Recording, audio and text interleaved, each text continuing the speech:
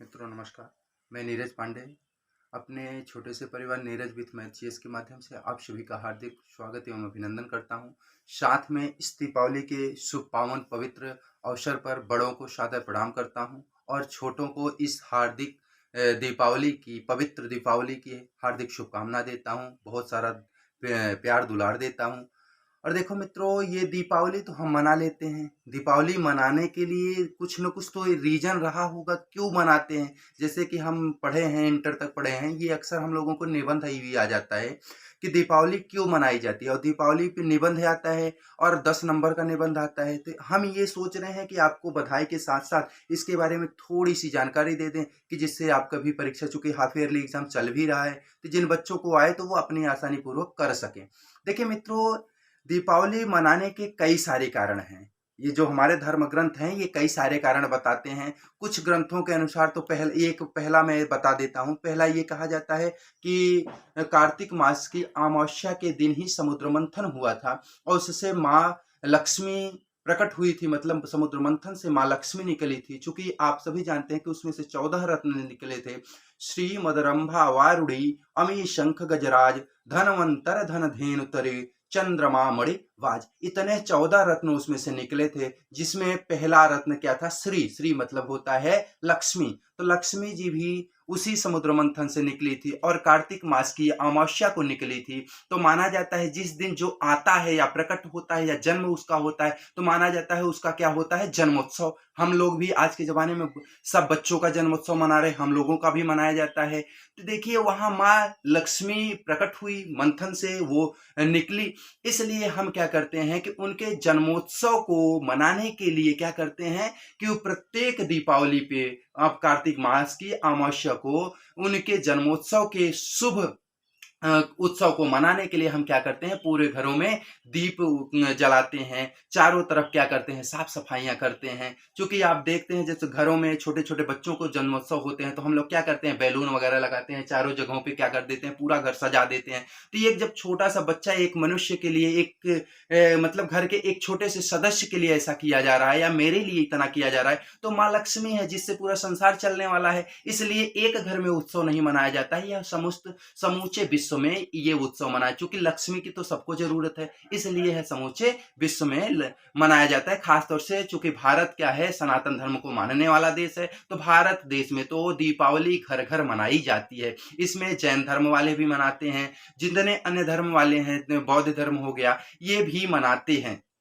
और हिंदू धर्म तो वही कह सकते हैं कि सर्वोपरि इसको बहुत विशेष रूप से मनाता है, बड़े वो धूमधाम के साथ, बड़े उत्सव के साथ इसको मनाता है। दूसरा, मैं पौराणिक ही बात करूं तो दूसरा क्या होता है कि भगवान श्री कृष्ण जी नरकासुर को मारे थे नरक चतुर्दशी के दिन। जो कहते हैं कि दीपावली के एक दिन पहले होता है नरक चतुर्दशी, इसी कारण उसको क्या बोला जाता है, नरक चतुर्दशी। एक नरकासुर राक्षस था जिसको भगवान श्री कृष्ण ने उसका वध कर दिया था, जिसके कारण क्या हुआ कि उस नरक चतुर्दशी को नाम दे दिया गया नरक चतुर्दशी।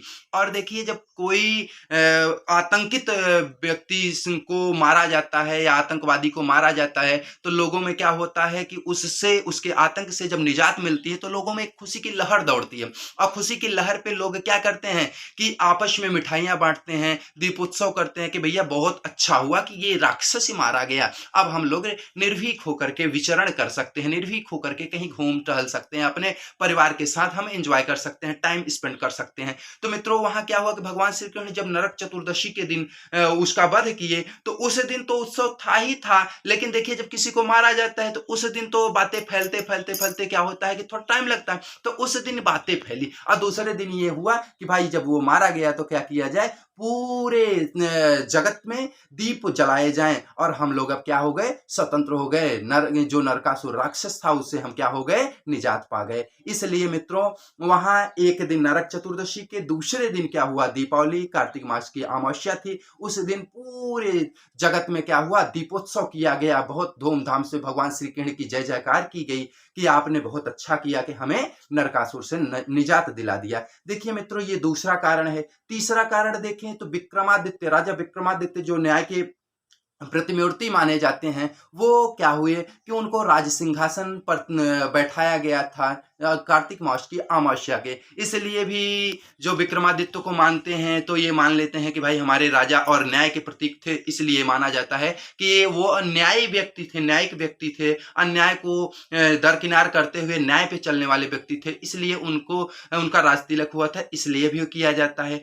चौथी बात और सबसे महत्वपूर्ण बात जो हम सब लोग जानते हैं कि जब पांडवों का वनवास हुआ था, अज्ञातवास हुआ था, तो वो जब वापस लौटे थे इंद्रप्रस्थ हस्तिनापुर वापस आए थे, तो वो कार्तिक मास की अमावस्या के दिन ही आए थे। तो चूंकि वह 13 वर्षों तक 12 वर्ष वनवास रहे, 1 वर्ष अज्ञातवास रहे, तो कई सालों के बाद जब कोई आता है, अपना प्रिय आता है, तो देखिए उनको तो सिर्फ उनका विरोध दुर्योधन से था, दुर्योधन के सभी भाइयों से भी नहीं था, चूंकि युद्ध उन्हीं का भाई था जो कि पांडवों के पक्ष में जब महाभारत युद्ध प्रारंभ हुआ था तो पांडवों के पक्ष में आ गया था कि भाई हम धर्म के पक्ष में जाएंगे, न कि हम अधर्म के पक्ष में जाएंगे। जब महाराज युधिष्ठिर ने ऐसा आह्वान किया था, जो मेरे पक्ष में अगर धर्म दिखे तो मेरे पक्ष में आए, और अगर दुर्योधन के पक्ष में धर्म दिखे तो दुर्योधन के पक्ष में जाए। तो देखा जाए तो दुर्योधन के पक्ष से युत्स जो उसका सौतेला भाई था वो कहाँ आ गया था, महाराज युधिष्ठिर के पक्ष में। तो वहां देखा जाए तो युधिष्ठिर को या अर्थात पांडवों को मानने वाले बहुत सारे लोग थे, उनकी प्रजा थी, तो उनके आने की खुशी में वो क्या किए थे, दीपोत्सव किए थे। तो ये चौथा कारण था। एक मैं अब अपने हिसाब से अभी खत्म करता हूं इस वीडियो को। पांचवा और सबसे महत्वपूर्ण कारण जिसको हम सब लोग अक्सर नोट करते हैं कि यही कारण सबसे बड़ा कारण है, जो हमारे मर्यादा पुरुषोत्तम महाराज राम जी जब वनवास काट करके 14 वर्षों बाद अपने अयोध्या लौटे, तो क्या हुआ था कि 14 वर्ष राम वनवासी, तो राम भगवान जब 14 वर्ष तक वन में वास किए थे और लंका जाकर के रावण को, चूंकि रावण था तो बहुत बड़ा विद्वान व्यक्ति, बहुत बड़ा पंडित था, लेकिन क्या था कि वह अन्याय किया था, माता सीता को चोरी चुपके से चुरा लिया था। चूंकि देखिए अन्याय, आप कितने भी विद्वान हो लेकिन अन्याय करेंगे तो अन्याय का आपको परिणाम भुगतना ही पड़ेगा।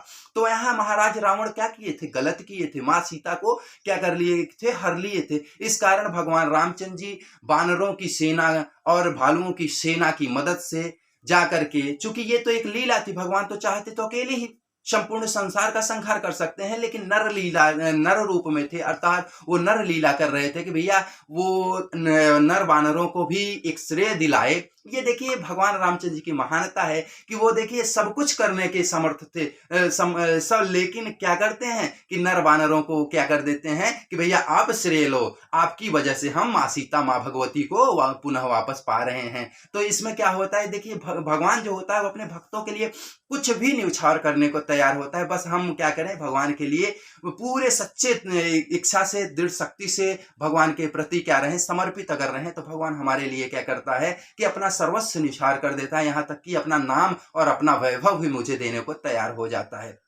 तो मित्रों, जब वहां से भगवान रामचंद्र जी रावण को मार करके वहां से जब वापस आ रहे थे, कार्तिक मास की अमावस्या को जब अयोध्या वो पहुंचे, तो क्या हुआ कि पूरे इस अयोध्या परिवार में पूरे अयोध्या ग्रामवासी, जो नगरवासी थे, राज्यवासी थे, वो सारे लालायित हो गए कि भगवान हमारे राम में आए हैं, मोरे राम में आए हैं। तो मोरे राम में आए हैं तो क्या किए कि पूरे नगरवासी उनके खुशी में पूरे अयोध्या को पूरा सजा करके, जहां पे देखा जाए थोड़ी सी कमी थी, कहीं पे लीपापोती नहीं हुआ, तो पूरा साफ सूफ कर करके क्या किए, पूरे जगह दीपोत्सव कर दिए कि हमारे रामचंद्र जी आ रहे हैं। जब वो आए तो उनको ऐसा लगे कि हमारे जो अयोध्यावासी थे यह 14 वर्ष मेरे वियोग में बहुत विह्वल थे, मैं आया, इनको बहुत खुशियां हो रही हैं। वो अपनी खुशियों का इजहार करने के लिए भगवान रामचंद्र के आगमन पर क्या करते हैं, दीपोत्सव करते हैं, पूरे सरयू घाट को क्या कर देते हैं, तैयार कर देते हैं, पूरे जगह क्या करते हैं, दीपमाला बना करके रख देते हैं। तो इससे क्या होता है कि उनकी आने की खुशी से अयोध्या में खुशियां फैली। तो देखिए मित्रों, ये सबसे बड़ा कारण है जो हमारे शास्त्र में भी पढ़ाया जाता है। हमें अक्सर निबंध लिखने में ये मेरे टीचर्स मुझे भी बताए हैं कि आप ये कारण जरूर लिखिएगा कि जब भगवान रामचंद्र जी 14 वर्ष वहां गुजार करके वन जंगल में जब अयोध्या आए, तो यहाँ क्या होता है कि सारे नगरवासी उनकी आने की खुशी में क्या करते हैं, दीपोत्सव करते हैं। तो मित्रों सबसे बड़ा कारण ये रहा कि भगवान रामचंद्र जी जब अयोध्या आए तो इसको दीपोत्सव किया गया और उन्हीं के आने की खुशी में से उसी दिन से क्या किया, प्रत्येक वर्ष दीपावली को क्या किया जाता है, मनाया जाता है। यही कारण होता है कि हम लोग क्या करते हैं, दीपावली में अपने घरों को साफ करते हैं, अगल बगल साफ सफाई करते हैं और क्या करते हैं। देखिए एक वैज्ञानिक अगर कारण हम देखें तो वैज्ञानिक कारण ये है कि हम घरों को अगर साफ सफाई करें, चूंकि बारिश का महीना होता है, 4 महीने बारिश हो जाती है, उसके बाद जब अगल बगल घास फूस जम जाती है, पूरे कह सकते हैं गड्ढे हो जाते हैं, उसमें पानी भर जाते हैं, तो क्या होते हैं, मच्छर बहुत हो जाते हैं, बहुत सारे कीट पतंगे हो जाते हैं। तो उनको हटाने के लिए साफ सफाई की जाती है कि भैया अब बारिश का समय गया और साफ सफाई कर ली जाए, घर द्वार को क्या कर दिया जाए, साफ सुथरा कर दिया जाए। और फिर बाद में क्या किया जाता है, रात्रि में हम लोग हवन पूजन करते हैं। हवन पूजन करने का आशय ये होता है कि अगर सभी लोग एक साथ हवन करेंगे, देखिए हवन में क्या होता है कि बहुत ऐसी औषधियां होती हैं जो को हवन करने से उसके जब धुएं उड़ेंगे तो वह पर्यावरण को क्या करते हैं, शुद्ध करते हैं। तो ये देखिए वैज्ञानिक कारण भी है कि उसको क्या कर रहे हैं, पर्यावरण को शुद्धि के लिए ऐसा किया जा रहा है। तो मित्रों देखिए ये सारी चीज हम देखते हुए एक ही चीज मैं अपने विचार से निचोड़ निकालता हूं कि ये इसलिए किया जाता है, दीपावली मनाई जाती है। सबसे बड़ा कारण तो बुराई पे क्या है, अच्छाई की जीत है। क्या कह सकते हैं, पराजय पे विजय की जीत है। और कह सकते हैं मित्रों यहाँ एक चीज होनी चाहिए, जैसे हम घर की साफ सफाई करते हैं और जो गड़बड़ सामान होता है, जो गंदे सामान होते हैं उसको फेंक देते हैं और अच्छे सामान को अपने घर में सुसज्जित कर लेते हैं, उसी प्रकार से इस त्योहार से मुझे ये सीख मिलनी चाहिए मित्रों कि मैं अपने अंदर जो बुराई है उसको त्याग दूं और जो मेरे अंदर अच्छाई है उसको अपने शरीर रूपी इस काया में क्या करें, उसको धारण कर लें। तो मित्रों मेरा आप सभी से यही निवेदन है, जो बड़े बुजुर्ग हैं वो तो सब जानते हैं, वो मुझे आशीर्वाद दें कि मेरे ज्ञान में वृद्धि हो और मेरे यश कीर्ति में वृद्धि हो। लेकिन जो मेरे छोटे भाई बहन हैं, जो मेरे छोटे हैं, उनको मैं एक ही चीज की सीख देना चाहूंगा इस दीपावली के शुभ अवसर पर कि आप लोग क्या करें, जो बुराइयां आपके अंदर हैं उसको त्याग दें और जो अच्छाइयां हैं उसको आप सुसज्जित कर दें। जैसे क्या होता है, कुछ घरों में जो पुराने सामान होते हैं वो थोड़ा गंदे हो जाते हैं, उस पर डस्ट बैठ जाती है, धूल बैठ जाती है, तो उसको हम क्या कर देते हैं, ऐसे ऐसे साफ कर देते हैं